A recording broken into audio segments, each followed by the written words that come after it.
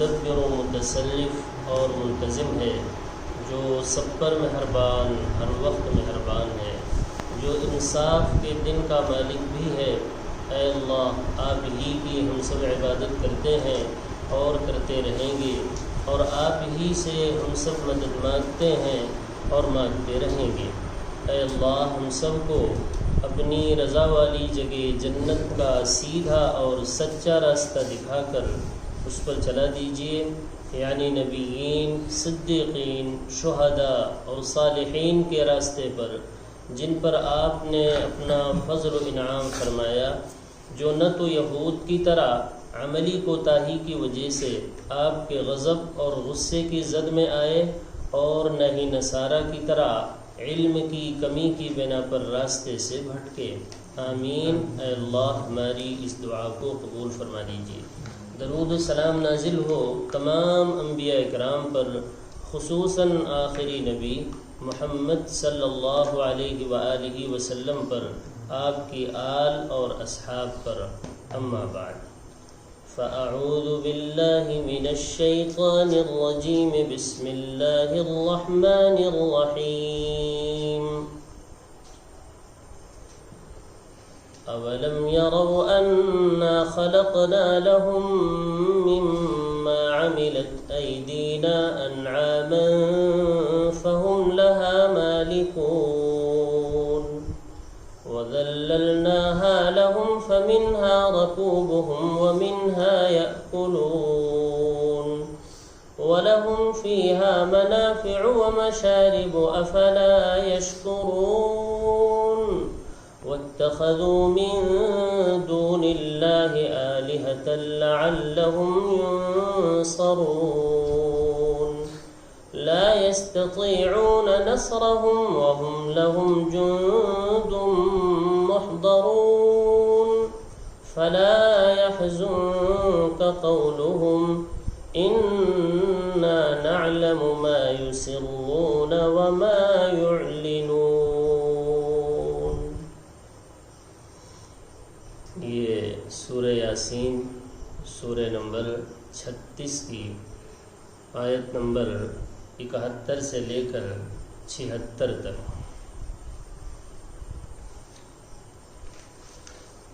اللہ تعالیٰ کی جو آیات ہیں جن سے انسان اللہ کو پہچان سکتا ہے، وہ دو طرح کی ہیں۔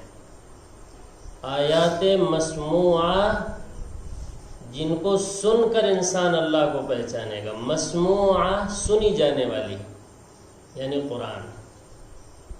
آیات مشہودہ جو سامنے نظر آ رہی ہیں، وہ ہے کتاب کائنات۔ یہ پوری ایک بک ہے، اللہ نے کھول کے رکھ دی ہے، پوری کائنات کو ایسا سجا دیا ہے کہ اس میں بھی اگر غور کرو گے تب بھی اللہ کو پہچان جاؤ گے۔ یہ ساری چیزیں آخر کس نے بنایا؟ یہ صبح شام کا مالک، یہ موسموں کی تبدیلی، یہ سورج، یہ چاند، یہ سیارے، یہ انسانوں کا آنا جانا، یہ تمام چیزوں کا زمین سے اگنا، یہ سب کے سب اللہ کے پتے ہیں، اللہ کے ایڈریس ہیں، اور اللہ نے انسان کو پہچاننے کے لیے، غور و فکر کرنے کے لیے عقل سے نوازا تاکہ وہ اس کو استعمال کرے اور اللہ تک اس عقل کے ذریعے سے پہنچ سکتا ہے وہ۔ تو اس دن تو کل یا پرسوں آیات مسموعہ یعنی قرآن کا ذکر تھا، آج آیات مشہودہ جو تمہارے مشاہدے میں اللہ کی آیتیں ہیں، آسمان ہے، زمین ہے، چرند ہے، پرند ہے، درند ہے، انعام ہے، چوپائے ہیں، جن سے بھرپور طریقے سے ہر انسان فائدہ اٹھاتا ہے، بلا تفریق مذہب اس سے فائدہ اٹھاتا ہے کہ نہیں۔ کون ہے جو دودھ سے مستغنی ہو؟ جی، اس کے لیے اللہ کے انعام میں سے یعنی جانوروں چوپائے میں سے بھینس نہ پالتا ہو، بکری نہ پالتا ہو، اور یہ سب کے سب اللہ نے ہر ایک کے تابع کر دیے ہیں۔ اس میں فرما بردار اور نافرمان کی کوئی تقسیم یا کوئی تفریق اللہ نے نہیں کی، ہر ایک کے تابع انعام کو کیا ہے۔ انعام مانے بھائی چوپائے۔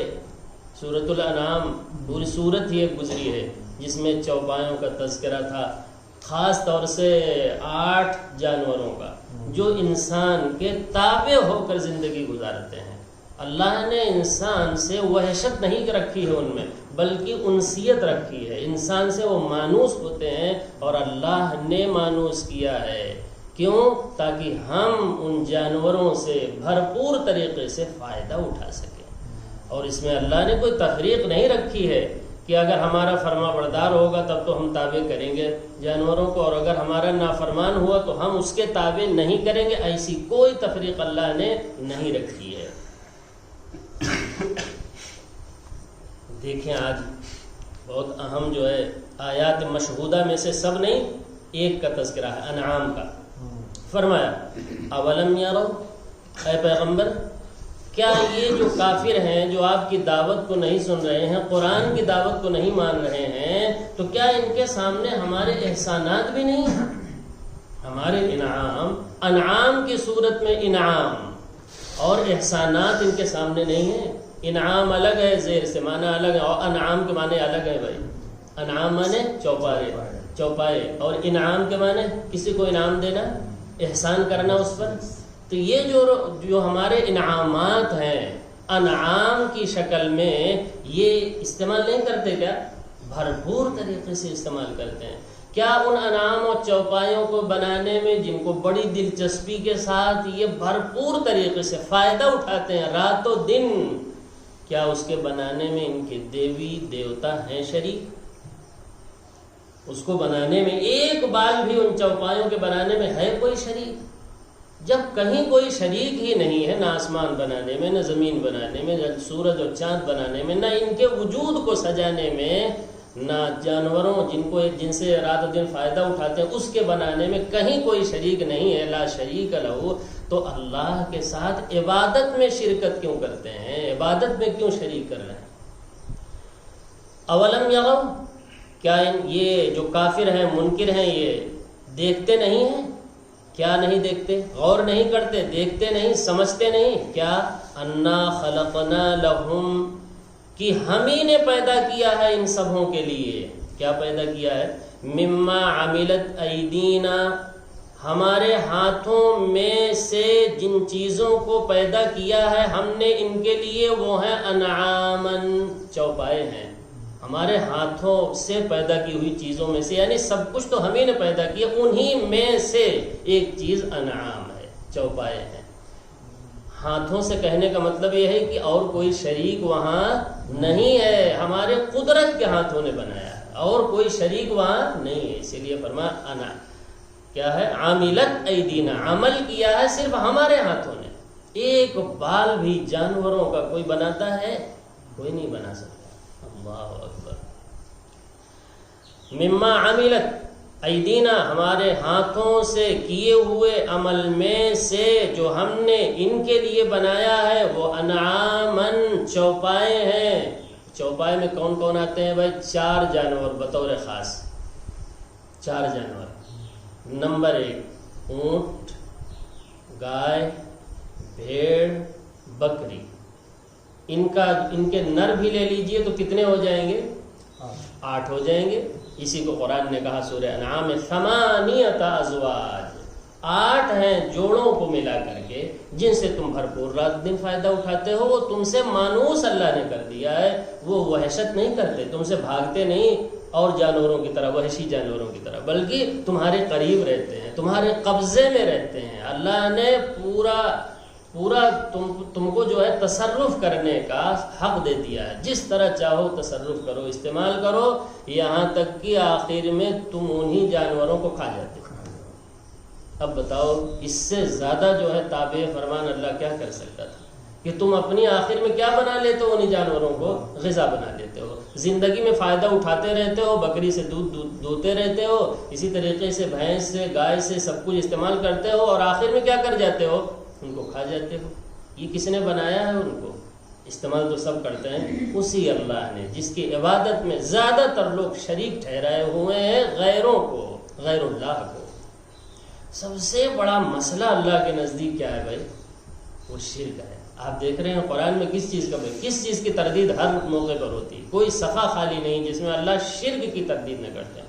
اللہ کو سب سے زیادہ ناراضگی اور جو غصہ آتا ہے بندوں پر، وہ اس پر آتا ہے کہ سب کچھ کرنے والے تو ہم ہیں، اور جھکتے ہیں کسی اور کے سامنے، وہ بھی بے جان مورتیوں کے سامنے، قبروں کے سامنے، یا زندہ اور مردہ جو کچھ بنا نہیں سکتے، خود اپنے بننے میں اللہ کے محتاج ہیں، ان کے سامنے ایک انسان جھکتا ہے۔ اللہ کو سب سے زیادہ غصہ انسانوں پر اس بات پر آتا ہے۔ آپ دیکھیں قرآن کے بیان سے جگہ جگہ، اچھا لوگ اس چیز کو کچھ نہیں سمجھتے، لیکن اللہ کے نزدیک سب سے بڑا مسئلہ یہی ہے۔ وہ شرک کو اسی لیے اعلان کر دیا سورہ نساء میں 2 جگہ کہ ہم شرک کو معاف نہیں کریں گے۔ ان اللہ لا یغفر ان یشرک بہ ویغفر ما دون ذلک لمن یشاء۔ اللہ رب العزت شرک کو ہرگز معاف نہیں فرمائے گا، اس کے علاوہ جو بھی گناہ ہوں گے اللہ چاہے گا تو معاف کر دے گا اور چاہے گا تو پکڑ بھی لے گا۔ یعنی اس میں گویا چانس پھر بھی ہے کہ معاف ہو سکتا ہے دوسرے گناہ، لیکن شرک میں کوئی چانس ہے ہی نہیں کہ معاف ہو جائے۔ معافی نہ، اگر شرک میں کوئی مر گیا اب اس کی کوئی معافی نہیں، ہاں زندگی میں وہ توبہ کر لے تو ایک الگ بات ہے۔ تو کیا فرمایا؟ انعامن، ہم نے جن کو اپنے ہاتھوں سے بنایا ہے، اپنے قدرت سے بنایا ہے اور تمہارے تابع کیا ہے فائدہ اٹھانے کے لیے، وہ چوپائے ہیں، فہم لہا مالکون، اور یہ ان کے مالک ہوئے بیٹھے ہیں۔ سب کو مالک بناتے ہیں، چاہے کافر ہو چاہے مومن ہو، کوئی تفریق مذہب کی ہم اس میں نہیں کرتے ہیں، سب کو ہی مالک بناتے ہیں، سب کے قبضے قدرت میں ان جانوروں کو دے دیتے ہیں تاکہ بھرپور طریقے سے فائدہ اٹھائیں۔ تو کیا اس میں بھی غور نہیں کرتے یہ کس نے بنایا ہے؟ وَذَلَّلْنَاهَا لَهُمْ، اور ہم نے ان کے لیے ذلیل کر دیا۔ ذللنا کے معنی ذلیل کرنے کے ہیں، معنی ہے تابع کر دیا۔ جو ایک دم اپنے آپ کو جھکا دیتا ہے، کسی کے سامنے ذلیل کر دیتا ہے، تو اس کا مطلب کیا ہے؟ اس کے وہ تابع ہوتا ہے۔ وَذَلَّلْنَاهَا، ہم نے ان چوپایوں کو تابع فرمان بنا دیا، لہم، سب کے لیے، ان کافروں کے لیے جو آپ کی بات نہیں مانتے اے پیغمبر، ان کے لیے بھی ہم نے کیا کیا؟ چوپایوں کو، بے شمار بھیڑ اور بکری ان کے بھی قبضے قدرت میں ہیں، بڑے بڑے مالدار بنے ہوئے ہیں، ابو جہل ابو لہب، یہ اسی وجہ سے بنے ہوئے ہیں کہ ہمارے پیدا کیے ہوئے چوپایوں کے وہ مالک بنے ہوئے ہیں۔ آج بھی وہاں لوگ بہت ساری بکریاں، ہمارے یہاں کی طرح 1 2 10 بکری نہیں پالتے، 200 300 400، کسی کے 100 اونٹ ہیں، کسی کے 200 بکریاں ہیں، اس طرح آج بھی ہیں۔ وَذَلَّلْنَاهَا لَهُمْ، کیا کیا فائدہ اٹھاتے ہو؟ بہت سابی نماز میں بھی جانوروں کے فائدے پڑے گئے۔ نماز میں جو آیت ہے ہم نے سنا، اللہ نے اس میں بھی وہی بیان کیا، وَلَكُمْ فِيهَا جَمَالٌ حِينَ تُرِيحُونَ وَحِينَ تَسْرَحُونَ۔ پہلے تو یہی سواریاں تھیں نا بھائی، گھوڑا، گدھا، خچر، یہی سب کیا تھی؟ سواری تھی۔ تو اللہ نے کہا تم ان پر سوار ہو کر کیسی خوبصورتی حاصل کرتے ہو۔ سواری پر سوار ہونے والا زیادہ خوبصورت معلوم ہوتا ہے بنسبت پیدل چلنے والے کے، ہے یا نہیں؟ اس کے اندر اللہ نے خوبصورتی رکھی ہے۔ اچھا وہ خود بھی محسوس کرتا ہے، جب آدمی سواری پر جا رہا ہو تو اپنے آپ کو پیدل چلنے سے زیادہ حسین وہ خود محسوس کرتا ہے کہ نہیں کرتا؟ دوسری تو اللہ نے کہا وَلَكُمْ فِيهَا جَمَالٌ، تمہارے لیے جمال اور خوبصورتی ہے۔ حین تری، وَلَكُمْ فِيهَا جَمَالٌ حِينَ تُرِيحُونَ، تو جانوروں کے لیے ہے کہ جمال اور خوبصورتی محسوس کرتے ہو جب جانور کو چرانے کے لیے لے جا رہے ہوتے ہو، تمہاری نگاہوں کو بہت اچھے معلوم ہوتے ہیں، اور جب چر کر کے واپس آ رہے ہوتے ہیں پیٹ بھر کر کے تو اس سے بھی زیادہ اچھے معلوم ہوتے ہیں جانور۔ یہ بات وہی محسوس کرتا ہے جو روز بکریاں چراتا ہے۔ یہ خاص خوشی جو ہے جانوروں کی لے جانے کی اور پیٹ بھر کر واپس لانے کی، بھائی وہی محسوس کرے گا جو جانوروں کو چراتا ہے۔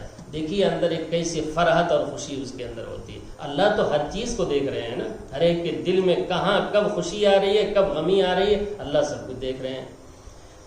تو فرمایا والخیل والبغال والحمیر لترکبوها وزینہ، یہ جانور خچر گدھے ہم نے اس لیے پیدا کیے ہیں تاکہ تم اس پر سواری کرو اور سوار ہو کر پھر خوبصورت معلوم ہو، وزینہ۔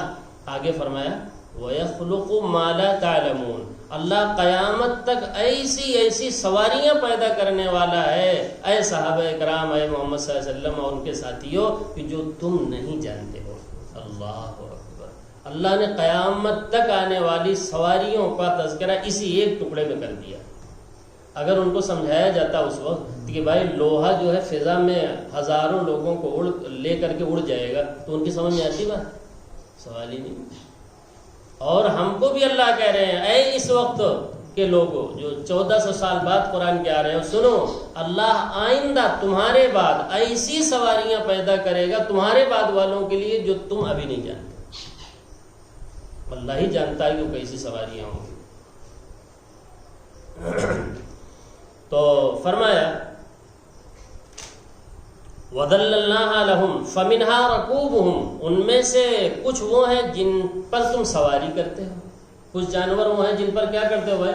سواری کرتے ہو، اور ایسی ایسی جگہ وہ سواریاں چلی جاتی ہیں کہ تمہاری بنائی ہوئی سواریاں وہاں تک نہیں جا سکتی ہیں۔ بعض مرتبہ اونٹ سے بہت سی چیزوں کو ڈھونے کی ضرورت پڑتی ہے، اس لیے کہ وہاں اور کوئی چیز جا ہی نہیں سکتی۔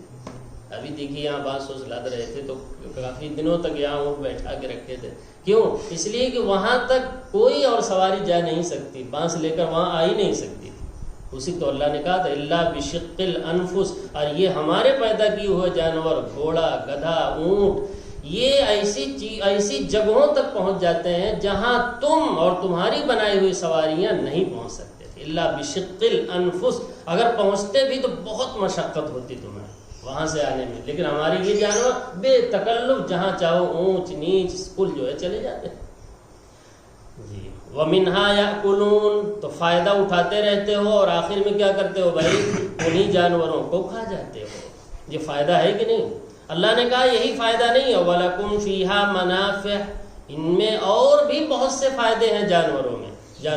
سورہ نحل کے اندر ایک جگہ فرمایا وَمِنْ أَصْوَافِهَا وَأَوْبَارِهَا وَأَشْعَارِهَا، جی ان کے کھالوں سے بھی فائدہ اٹھاتے ہو، ان کو بالوں سے بھی فائدہ اٹھاتے ہو۔ کھالوں سے فائدہ نہیں اٹھاتے ہیں، جوتا کس کا بناتے ہیں؟ انہی کھالوں کا بناتے ہیں، پھر کتنا مہنگا جوتا بکتا ہے اس کا۔ اگر اصلی چمڑے کا جوتا آپ لیجئے گا تو بہت مہنگا۔ فرمایا وَلَكُمْ فِيهَا مَنَافِعُ، اس میں یہی منافع نہیں ہے، اور بھی بہت سے نفع ہیں۔ بھیڑ کا جو اون اترتا ہے اس سے کیا بنتا ہے؟ گرم لباس بنتا ہے، کمبل بنتے ہیں، جو کون استعمال کرتا ہے؟ یہی انسان، بلا تفریق مذہب و ملت سب استعمال کرتے ہیں۔ اسی کو تو اللہ تعالیٰ فرما رہے ہیں کتنا نفع تم ہمارے بنائے ہوئے جانوروں سے اٹھاتے ہو، پھر یہ ہے کہ ہم نے تمہارے تابع فرمان کر دیا ہے ان کو، وہ سرکشی نہیں کرتے ہیں اور تمہارے تابع ہو کر ہی رہتے ہیں۔ وَلَكُمْ فِيهَا مَنَافِعُ، اور سنیے وَمَشَارِبُ، اور دودھ کی گویا فیکٹری لگا لیا آپ نے اگر جو ہے بھینس پال لیے تو۔ مشارب مانے پینے کی ایک جگہ ہے، دودھ پینے کی جگہ۔ مشارب کے معنی ہے دودھ پینے کی جگہ، خالی دودھ ہی نہیں پیتے ہو، نہ جانے کتنے سال تک اس سے دودھ نکالتے رہتے ہو، جیسے پورا حوض تمہارے قدرت میں قبضے قدرت میں دے دیا گیا، اس سے جو ہے دودھ نکالتے رہتے ہو۔ کتنی عجیب بات ہے، کوئی مشین سائنسدانوں نے ابھی اس طرح نہیں بنائی کہ اس میں گھاس پھوس بھوسا ڈال دو تو اس سے کیا نکلے؟ دودھ نکل آئے۔ اللہ اکبر، اللہ نے ایسے ہی تو بنایا ہے جانوروں کو۔ وہ کیا چرتی ہیں بھائی؟ گھاس پھوس یہی کھا کر کے بہترین لذیذ لبنن خالصاً، سورہ نحل کا لبنن خالصاً سائغا للشاربین، پینے والوں کے لیے بہت لذیذ، بڑا ہی خوشگوار ہوتا ہے، اور خالص اور پیور انہی چیزوں سے دودھ اللہ تمہیں عطا کرتا ہے۔ اگر بھائی دودھ اس سے بنتا نا چاروں سے تو لوگ یہ بھینس کبھی نہ پالتے، مشین لاتے بہترین اور اس کو پیر کر کے اس سے کیا نکالتے؟ دودھ نکالتے۔ تو دودھ اللہ اپنے قدرت کاملہ سے انہی چاروں کو ذریعہ بنا کر اللہ تعالی ہمیں عطا کرتے ہیں۔ وَمَشَارِبْ، آگے سنیے، افلا یشکرون، ان سب کے باوجود بھی اے پیغمبر یہ اللہ کا شکر ادا کرنے کے لیے تیار نہیں ہے کہ صرف عبادت کس کی کریں؟ اللہ کی، کھاتے ہیں اللہ کی، ہاتھ جوڑ کے کھڑے ہوتے ہیں غیر اللہ کے سامنے۔ یہ تو بڑی ناشکری ہے، اس سے بڑی بھی کوئی ناشکری ہو سکتی ہے کہ تعریف کریں گن گائیں کس کے؟ اپنے بتوں کے، پیروں کے، فقیروں کے، قبر والوں کے، اور کھائیں کس کی رات دن؟ اللہ کی، اور گائیں کس کی؟ غیر اللہ کی۔ افلا یشکرون، کیا یہ شکر ادا نہیں کرتے؟ پھر بھی نہیں ادا کرتے اتنی چیزیں استعمال کرنے کے باوجود۔ اور کیا کرتے ہیں یہ؟ وَاتَّخَذُوا مِن دُونِ اللَّهِ آلِهَةً، انہوں نے آلہہ بنا لیا غیر اللہ کو۔ اللہ کو الہ بنانے کے بجائے کس کو الہ بنائے ہوئے ہیں؟ کس کو معبود بنائے ہوئے ہیں؟ کس کو سجدہ کرتے ہیں؟ غیر اللہ کو، اور اس امید پر سجدہ کیے جا رہے ہیں لعلہم ینصرون، تاکہ وہ مدد کیے جائیں، یعنی آخرت میں اللہ کے سامنے وہ سب کیا کریں؟ سفارش کریں. اس لیے کہ یہاں تو وہ مدد کر نہیں رہے، یہاں تو وہ بے جان پڑے ہوئے ہیں، بلکہ یہ لوگ خود پوجا کرنے والے ان کو سنبھالتے ہیں، ان کو اٹھاتے ہیں، ان کو بیٹھاتے ہیں، اور ان کے لیے لوگوں سے لڑتے ہیں کہ نہیں لڑتے. یہاں تو یہ فوج بنے ہوئے ہیں، اس کی یہ مدد کر رہے ہیں، دنیا میں تو ان کی مدد نظر آ نہیں رہی ہے جی. تو آخرت میں کہاں سے آئے گی؟ آخرت کا معاملہ تو بھائی ایسا ہے کہ وہاں کوئی دم نہیں مار سکے گا، پیغمبروں کی مجال نہیں ہوگی کسی کی سفارش کے لیے کیا کر دیں؟ زبان کھول دیں. ان لوگوں کی کیا حیثیت ہے جن کو لوگ آخرت کے لیے کیا بنائے ہوئے ہیں؟ مددگار سمجھ رہے ہیں کہ ہماری مدد کر دیں گے. لعلہم ینصرون، ان لوگوں نے الہ بنا لیا اللہ کو چھوڑ کر غیر اللہ کو، واتخذوا الہ بنا لیا. کیوں بنایا ہے؟ لعلہم ینصرون، تاکہ یہ مدد کیے جائیں، یعنی یہ الہ جن کو بنایا ہے یہ ان کی مدد کرے. کب مدد کرے بھائی؟ اگر آخرت برحق ہو تب ان کی یہ کیا کریں؟ مدد کریں. وہاں اللہ تعالیٰ نے فرمایا لا یستطیعون نصرہم، سنو یہ ان کی مدد کی طاقت ہی نہیں رکھتے ہیں، اس لیے کہ نہ یہ بول سکتے ہیں، نہ سن سکتے ہیں، نہ دیکھ سکتے ہیں. بتاؤ جب نہ بول سکے، نہ اپنی پریشانی کو خود بتا سکے، وہ تمہاری مدد کرے گا؟ کتنی صاف باتیں ہیں. لا یستطیعون نصرہم، ان بتوں کے اندر، ان غیر اللہ کے اندر، ان دفن ہوئے لوگوں کے اندر طاقت ہی نہیں ہے کہ کسی کی مدد کر سکے. میرے بھائی یہاں غیروں کو چھوڑیے، مسلمان کھڑا ہے قبروں کے پاس اور اللہ کہہ رہے ہیں کہ ان کے اندر طاقت ہی نہیں ہے. اللہ نفی کر رہے ہیں ان تدعوہم لا يسمعوا دعاءکم، اگر تم انہیں پکارو تو وہ تمہاری دعا کو سنتے نہیں ہیں. ان تدعوہم، یہ سورہ فاطر میں گزر چکا ہے، اس سے پہلے والی سورت میں. ان تدعوہم لا يسمعوا دعاءکم ولو سمعوا ما استجابوا لکم، اور اگر اللہ انہیں سنوا بھی دے تو ان کے اندر جواب دینے کی طاقت نہیں ہے. وَيَوْمَ الْقِيَامَةِ يَكْفُرُونَ بِشِرْكِكُمْ، اور جب قیامت کا دن ہوگا تو یہ تمہارے شرک کے بالکل منکر ہو جائیں گے اور کیا کہیں گے؟ اِنَّا كُنَّا عَنْ هَذَا غَافِلِينَ، اللہ ہمیں تو پتہ ہی نہیں تھا کہ یہ کب آتے تھے ہمارے پاس اور کیا کرتے تھے اور کیا کہتے تھے آگے. کون کہے گا بھائی؟ وہ مورتیاں بھی کہیں گی اور وہ قبر والے بھی کہیں گے کہ ہم تو بالکل غافل تھے، ہم تو منو مٹی کے نیچے دبے پڑے تھے، ہمیں کہاں سے پتہ چلنا تھا کہ کون ہمارے قبر پر، کون ہماری مزار پر آیا؟ کچھ نہیں، ہمیں نہیں پتہ ہے. اللہ ان تدعوہم، کتنی عجیب آیتیں ہیں واقعی میں قرآن کی. یہ کس کو جھجوڑا جا رہا ہے؟ انسانوں کو. ہوش میں آؤ. ان تدعوہم ویوم القیامت یکفرون بشرککم، آگے عجیب جملہ اللہ نے کہا وَلَا يُنَبِّئُكَ مِثْلُ خَبِيرٍ، تمہیں خبیر جیسی خبریں کوئی بتائے گا نہیں. سب دھوکہ دیں گے تمہیں. اے انسانوں، ہم تمہیں بتا رہے ہیں سچائی کیا ہے کہ ان کے اندر جواب دینے کی طاقت ہے ہی نہیں. اگر سن بھی لیں غیر اللہ جن کو پوج رہے ہو، جن کے سامنے سجدہ کرتے ہو، سوچتے ہو ہماری مرادیں ان سے پورے ہو جائیں گی، جائیں گے اجمیر شریف تو اولادیں مل جائیں گی، نعوذ باللہ، یہ سنتے ہی نہیں ہیں. اور اگر اللہ سنا دے تو ان کے اندر جواب دینے کی طاقت نہیں ہے، یعنی تمہاری مدد کرنے کی کوئی طاقت نہیں ہے. اور قیامت کے دن یہی لوگ تمہارے شرک کرنے کے منکر ہو جائیں گے، بلکہ اللہ نے کہا تمہارے الٹا دشمن بن جائیں گے. اللہ نے 26ویں پارے کے شروع میں سورہ احقاف میں فرمایا وَمَنْ أَضَلُّ مِمَّنْ يَدْعُو مِن دُونِ اللَّهِ مَن لَّا يَسْتَجِيبُ لَهُ إِلَى يَوْمِ الْقِيَامَةِ، اس سے زیادہ بھٹکا ہوا اور گمراہ کون ہے جو ایسوں کو پکارے جا رہا ہے جو قیامت تک جواب ہی نہیں دے سکتے. قیامت تک اللہ نے کہا جواب نہیں دے سکتے. اور آگے فرمایا وَهُمْ عَن دُعَائِهِمْ غَافِلُونَ، وہ ان کے پکار سے بالکل غافل ہوتے ہیں، انہیں پتہ ہی نہیں ہوتا. اور آگے فرمایا وَإِذَا حُشِرَ النَّاسُ كَانُوا لَهُمْ أَعْدَاءً، جب تمام عابد اور معبود کو اللہ جمع کرے گا نا قیامت کے دن، جو جس کی پوجا کرتا تھا، جن سے مرادیں مانگتا تھا، اسے بھی لے آئے گا، سب کو لائے گا نا اللہ تعالیٰ قیامت میں. تو یہ جو پیر لوگ تھے اور جو دفن ہوئے لوگ تھے یا جو مورتیاں ہیں جن کے سامنے، جو بھی غیر اللہ ہیں جن کے سامنے لوگ جھک رہے ہیں، وہ سب اعداء، اپنے پوجنے والے کے دشمن بن جائیں کہ اللہ تعالیٰ ہمیں پتہ ہی نہیں تھا کہ ہمارے نام پر انہوں نے اتنا بڑا شرک دنیا میں کھڑا کیا ہوا تھا. اعداء وَكَانُوا بِعِبَادَتِهِمْ كَافِرِينَ، اور ان کے عبادت کے کافر اور منکر بن جائیں گے. ہمیں کچھ پتہ نہیں ہے یہ کب عبادت کرتے تھے، کب مجھ سے مانتے تھے. جی دیکھیں لعلہم ینصرون لا یستطیعون نصرہم، ان کے اندر تو نصرت کرنے کی، مدد کرنے کی طاقت ہی نہیں ہے جو بھی غیر اللہ ہیں.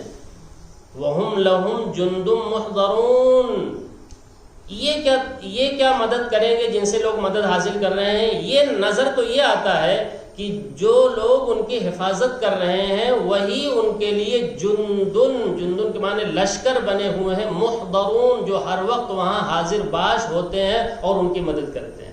بھائی ان بتوں کی اور قبروں کی حفاظت کون لوگ کر رہے ہیں؟ وہی لوگ جو وہاں حاضر ہیں وہی ان کی حفاظت کرتے ہیں. اور اگر وہ حفاظت نہ کرے، پتہ چلا وہاں جانور اور نہ جانے کیا کیا چیزیں چند دنوں میں نام و نشان مٹ جائے ان کا، تو کون لوگ زندہ کیے ہوئے ہیں؟ یہی جو جاتے ہیں. تو یہ مددگار ہوئے ان کے کہ وہ مددگار ہوئے ان کے. دیکھیے معاملہ ایک دم الٹا ہے. اور کیا ثابت کرنا چاہتے ہیں کہ یہ بہت بڑے پہنچے ہوئے ہیں قبر میں. جی یہ مورتیوں کے سامنے ان سے مانگو مل جائے گا. اور حالت کیا ہے؟ دیکھنے میں کیا آ رہا ہے؟ دیکھنے میں تو یہ آ رہا ہے کہ یہی لوگ مدد کر رہے ہیں ان کی، ورنہ کتا جو ہے پیشاب کر کے چلا جائے. جی ہر طرح سے حفاظت، پورا لشکر بنے ہوئے ہیں بتوں کی حفاظت کا. اسی طریقے سے جو قبروں کی جو حفاظت ہو رہی ہے کس کے ذریعے سے ہو رہی ہے؟ انہی فوجوں کے ذریعے سے ہو رہی ہے. یہ ان کے فوج ہیں، ان کی طرف سے یہی سب سے لڑتے اور بھیڑتے رہتے ہیں، ہے کہ نہیں؟ اسی کو اللہ نے کہا. عجیب بات ہے، ذرا غور کیجئے گا اکیلے میں، واقعی میں یہی سچائی ہے. نظر تو یہ آ رہا ہے کہ یہ لوگ ان کی مدد کرتے ہیں، نہ یہ کہ وہ ان کی مدد کریں گے. نہ جب یہاں یہ حال ہے تو قیامت میں مدد کریں گے اور سفارش کر پائیں گے غیر اللہ؟ وہاں تو نبیوں کو مجال نہیں ہوگی. اجازت ملنے پر بھی گھبرا اٹھیں گے. پیچھے آیت گزر چکی ہے سورہ سبا کے اندر کہ جب انہیں اجازت دی جائے گی سفارش کرنے کی، حتی اذا فزع عن قلوبہم، ان کے دل دہل جائیں گے نبیوں کے، فرشتوں کے. اچھا مجھے فلاں کے لیے سفارش کے لیے کہا گیا ہے. زبان کھولیں گے اللہ کے سامنے ہم. اس وقت بھی گھبرا جائیں گے جب اجازت ملے گی. تب کہا جائے گا اے فلاں تم کو فلاں کے لیے سفارش کرنی ہے. فرشتے آ کے خبر دیں گے کہ اے فلاں پیغمبر آپ کو فلاں لوگوں کے لیے سفارش کرنی ہے. اللہ کا حکم ہے. یہ اللہ کا حکم سنتے ہی گھبرا جائے. فزع عن قلوبہم قالوا، اور پھر وہ جب آئیں گے ہوش میں تو کہیں گے کیا کہا آپ کے رب نے؟ قال الحق، فرشتہ کہے گا جو بھی رب نے کہا ہے وہ برحق ہے. آپ کو سفارش کے لیے اللہ نے کہا ہے وہی برحق ہے. وہو العلی الکبیر، اللہ ہے ہی بہت بلند کہ اس سے ڈرا جائے، ہے ہی بہت بڑا کہ اس کی بات سن کر دہل جایا جائے. جی تو فرمایا وہم لہم جند محضرون، یہ خود ہی ان کے لیے حاضر باش ایک لشکر ہیں جو اپنے بتوں کی حفاظت کر رہے ہیں اگر غیر ہیں تو. اسی طریقے سے اگر قبر کو پوجنے والے ہیں تو ان کے لیے یہ خود جو ہے حاضر باش ایک لشکر ہیں جو ان کی حفاظت کر رہے ہیں، قبر کی حفاظت کر رہے ہیں. نئے کہ قبر والا یا مورتی اپنے سامنے موجود لوگوں کی حفاظت کرے گا. نہ یہاں کر سکتے ہیں نہ وہاں کر سکتے ہیں. وہاں تو ہم نے بتا دیا آیت پڑھ کر کہ وہاں تو نبیوں کو بھی بغیر اجازت کے مجال نہیں ہوگی کہ زبان کھولتے ہیں. غیر نبی کی تو بات ہی نہیں ہے کچھ. جی فلا يحزنك قولهم، یہ قرآن جو ہے نا بڑے بڑے دھوکے کھولتا ہے جو واقعی میں قرآن کے علاوہ کھل سکتا ہی نہیں. دھوکا ہو قرآن ہی کھلتا ہے. فلا يحزنك قولهم، اے پیغمبر یہ جو ان کی باتیں ہیں، آپ کے دل چھیل دینے والی جو باتیں یہ کافر آپ سے کرتے ہیں، آپ اس سے غمگین نہ ہوں. فلا يحزنك قولهم، کیا باتیں ہوتی تھیں؟ کافر کیا کہتے تھے آپ صلی اللہ علیہ وسلم کو؟ وَيَقُولُ الَّذِينَ كَفَرُوا لَسْتَ مُرْسَلًا، ایک بات تو یہ کہتے تھے کہ آپ رسول ہیں ہی نہیں. اور کیا کہتے تھے؟ یہ کاہن ہیں. کیا کہتے تھے؟ یہ نجومی ہیں. اور کیا کہتے ہیں؟ یہ شاعر ہیں. اور کیا کہتے تھے؟ اللہ پر افتراء و بہتان باندھتے ہیں. اللہ نے کہا ہوا کچھ نہیں ہے، مورتیوں کے خلاف اللہ نے کچھ نہیں کہا، یہ اپنی طرف سے مورتیوں کی جو یعنی اس کی برائی کرتے رہتے ہیں. یہ کہتے ہیں. تو آپ کو ان کی جو باتیں ہیں نا دل خراش باتیں، آپ کو غمگین نہ کریں. اِنَّا نَعْلَمُ مَا يُسِرُّونَ وَمَا يُعْلِنُونَ، جو یہ چھپاتے ہیں حسد اور کینہ آپ کے لیے رکھے ہوئے ہیں، آپ حق پیش کرتے ہیں تو اس حق پیش کرنے کی وجہ سے یہ کافر جو حسد اور کینہ اور منافقین اپنے دلوں میں لیے ہوئے ہیں اس کو بھی ہم جانتے ہیں. وما يعلنون، اور جو وقتاً فوقتاً ان کی زبان سے ظاہر ہوتا رہتا ہے آپ کے خلاف، حق کے خلاف، قرآن کے خلاف، وہ بھی ہم جانتے ہیں. آپ بے فکر رہیں، ایک ایک چیزوں کا ہم ان کے حساب لینے والے ہیں. جو دلوں میں چھپا کر حسد رکھے ہوئے ہیں حق کے خلاف اور پیغمبر کے خلاف، اس کا بھی حساب ہوگا، اور جو اپنی زبان سے وقتاً فوقتاً ظاہر کرتے ہیں اور یہ کہتے ہیں کہ آپ رسول نہیں ہیں، آپ تو کاہن ہیں، آپ تو شاعر ہیں، آپ تو مفتری ہیں، افترا کرنے والے ہیں، یہ بھی ہم جانتے ہیں، اچھی طرح جانتے ہیں۔ گویا اللہ کے نبی کو تسلی دی جا رہی ہے کہ آپ اپنا کام کرتے رہیں، یہ نہ سمجھیں کہ ہم ان کی کسی بھی حرکت سے غافل ہیں، ہم ہر حرکت پر ہماری کیا ہے، پوری نظر ہے۔ انا نعلم، بے شک ہم اچھی طرح جانتے ہیں، ما یسرون، جو وہ چھپاتے ہیں، اپنے دلوں میں حسد لیے ہوئے بیٹھے ہیں اور موقع کی تلاش میں ہیں، اور کیا کیا پلان یہ بنا رہے ہیں آپ کے خلاف، وہ بھی ہم جانتے ہیں۔ وما یعلنون، اور جس کا یہ اعلان کرتے ہیں وقتاً فوقتاً آپ کے بارے میں کہتے رہتے ہیں، حق کے خلاف کہتے رہتے ہیں، وہ بھی ہم اچھی طرح جانتے ہیں، اور ہر ایک کا، ہر چیز کا، ہر بول کا، ہر عمل کا ہم ان کو جزا اور سزا دیں گے۔ اللہ تعالیٰ سے دعا ہے کہ قرآنی باتوں کو پوری توجہ کے ساتھ، عظمت کے ساتھ، محبت کے ساتھ سننے کی، سمجھنے کی، اور پھر اس پر اخلاص کے ساتھ عمل کرنے کی توفیق عطا فرمائے۔ جب تک زندہ رکھے صحیح ایمان، صحیح اسلام پر زندہ رکھے، جب موت آئے تو صحیح ایمان، صحیح اسلام پر موت آئے۔ سبحانک اللہم و بحمدک، اشہد ان لا الہ الا انت، استغفرک و اتوب